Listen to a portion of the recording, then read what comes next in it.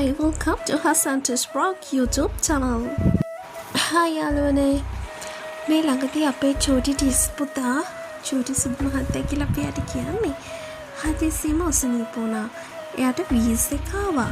ඊට පස්සේ hospital admit කරන්න වුණා. මුළු වෝඩ් එකටම අපේ පුතා විතරයි හිටියේ. පේනවා නේද දඟ.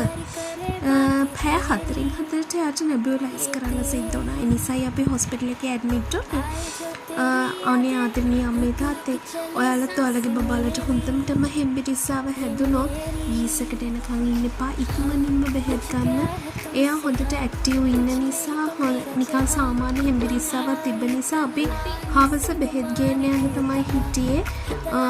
බෙහෙත් අරගෙන අන්තිමේදී හොස්පිටල් ඇඩ්මිට් වෙන්න වුණා. ඒ තරමට යට සෙම උපරිම වැඩි වෙලා තිබුණේ තියෙන්නේ.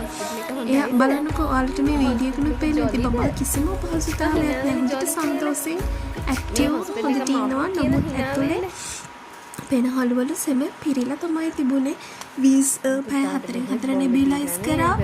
පැය 6න් 6 නෙබියුලයිස් කරා. ඊට පස්සේ උදේ හවස තුන් වරුවම නෙබියුලයිස් කරා. ඊට පස්සේ තමයි පුතා හොඳ තත්ත්වයකට වීස් එක අඩු වෙලා හොඳ තත්ත්වයකට ආවේ.